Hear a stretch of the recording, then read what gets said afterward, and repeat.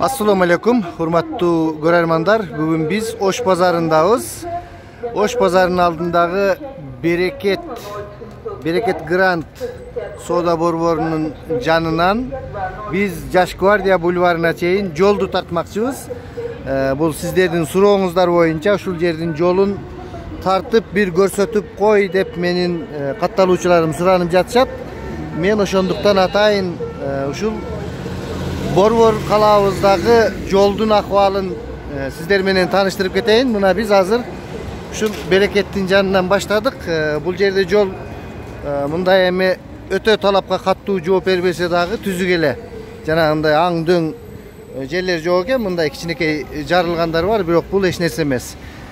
Биз негизинен азыр мына Ош базардын тушуна өтөбүз. Ошол жерден көрөсүздөр. Аябай мен азыр келе жатканда деле көрүп келдим. Ал жактан тартайын десем күн бет алдыбыздан болуп калып начар болот деп биягынан тартып бара жатамын достор. Биз Борбор калаадан Ош базарынын жанындагы Чүй көчөсүнөн түз алып берип жатабыз. Мына азыр биз ошол жолдорду мониторинг кылып көрүп өтүп кетебиз достор. Өзүңүздөр байкагандай биз азыр Кулиева көчөсүнө келип калдык. Азыр жашыл күйсө Кулиевадан өтөбүз. Биз менен болуңуздар, алыстабаңыздар достор. Алыстабаңыздар. Азыр жолдорду көрсөтөбүз. Бул жерде ушинтип нак адам өтө турган жерге машинасын токтотуп койсо деле боло берет. Кыргызстанда бардыгы. Мына жолдор башталды. Моундай ямалар, анча мынча шиш такалар болсо түшүп кетсе бутуга айрылып калат. Биз азыр жолду көрүп бара жатабыз достор.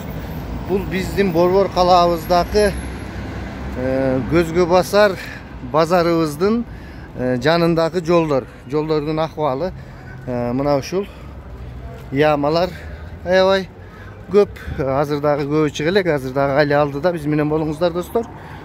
Саат 5:30 өтүп калды. Азыр базар жыйналып, жумуш күнү бүтүп жаткан учур. Ошондуктан көп адамдар ары бери каттап турган. Мына бул ушул Ош базардын жолу. Жаан жааганда бул жерлерде жүрүүгө такыр мүмкүн болбой калат. Мынакей бүт аң Ош базарынын жанындагы ор койгон жолдор. Мына ушул базардын ээлери кандайдыр бир өздөрүнүн туштарын жакшынакай кылып жасатып койсо болот. Бирок ага чыгынышып кичине бир эл үчүн кызмат кылайын дегенден булар такыр алыс. Мына мондай акыр чикирлер. Бул аксакалдардан сурап койчу. Ассаламу алейкум аксакал. Но жолдордун акыбалын тартып жүрдүм эле да. Ушуну кандай деп ойлойсуңар? Борбор калаабызда ушундай жолдун турушу бизге кандай болот эми? Уятпы? Туура эмес да, уят да. Мына мисалы үчүн буякта Борбордун көчөсү болсо Чүй. Туристтер көп келе турган жер. Антайын десем биздики деле туура эмес боло турганыбыз. Жок, эми сиздики туура эмес, эми сиз күнөөлүү эмессиз да бул жерде. Сиз да тиричилик деп турасыз. Ошондой бизге уят. Мейле, ушунчалыгына рахмат. Баягы силер бизди көрбөгүлө, биз силерди көрбөйлү аман эсен болойлу дегендей. Өзүбүздү кошулуп атпайсызбы? Ооба, мейли аксакал, эми могу просто баягы Борбор шаарда эми бул жакта аябай ушул Бишкекке келгендер Ош базарын көрөлү деп келишет экен да.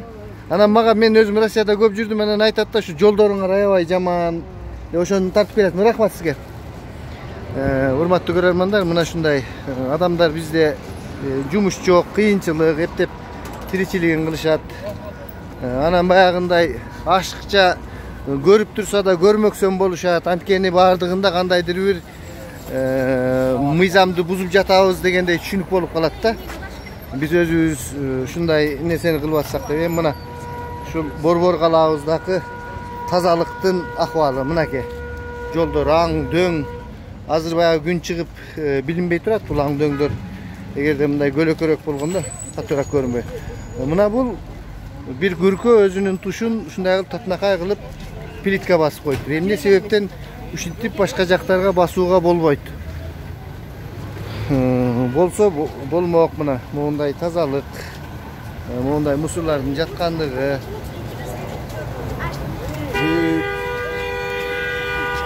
Қалада. Ассаламу алейкум аксакал. Эми ушундай тазалык биздин Борбор шаардагы кандай оюңуз бар? Эмне кылыш керек? Тазалык сакташ керек жерде чачтык тартып. Эми бул адамдардын өздөрү күнөөлүү да, биздин маданиятыбыздын жоктугу да. Ооба, адамдарда күнөө адамдарда. Күндө эле бирөө келип тазалап бере берсе деле болбойт да. Келип каалаган жерге ыргытабыз, таштайбыз. Ошо. Автобус токтоочу жайларда көчөп рахмат.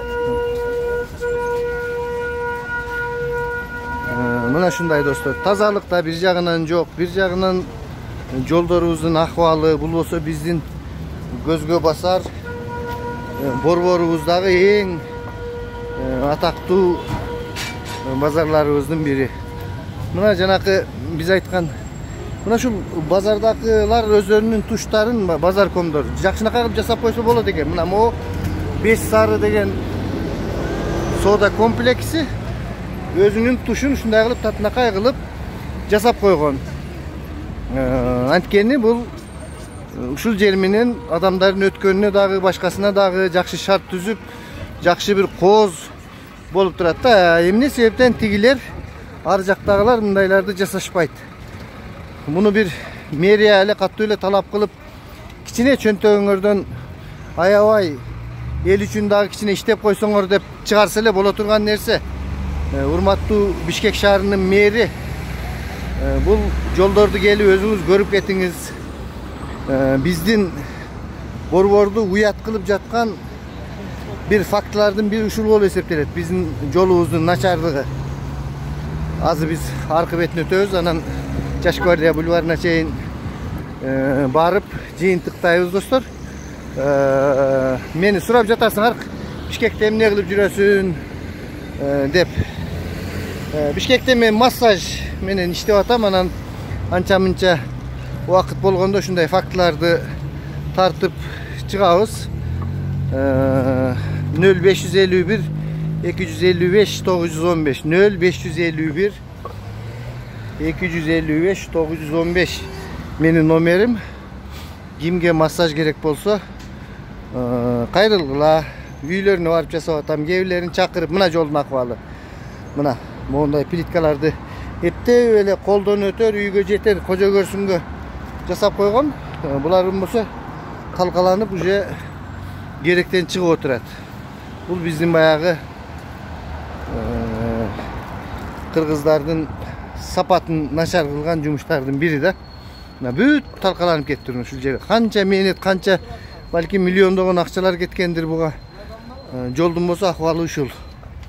Мынакей талкаланып турат. Бүт түшүп кетти. Азыр могулар дагы 1-2 жылдан кийин бүт бардыгы талкаланат. Мына достор, бүт жолдун акыбалы ошол. Ошол, опа. Ана, тоон тээп койдум. Ошол мынакей. Азыр биз Жаш гвардия бульварга жетейин деп калдык. Бүт жолдор ушинтип талкаланган, мына көрдүңүздөр мына. Бул болсо ушул Ош базардын жанындагы, азыр Ош базардын жанынан өтүп калдык. Жаш гвардия бульварына жетейин деп калдык. Көчөнүн акыбалы ушул мына. Муну жасап кеткен экен. Бирок эптеп эле жанагындай кылып жасаганда канча жыл турду билбейм, көп болсо бир 5 жылга деле жеткен жок чамасы мунусу. Карасаңар мына. Жасап койгон, элдер сүйүнгөн, сонун болду, укмуш болду деп. Ал эми азыркы акыбалы болсо ушундай. Урматтуу мэр, көрүңүз биздин Борбор калаабыздын ушул турган турпатын. Мына.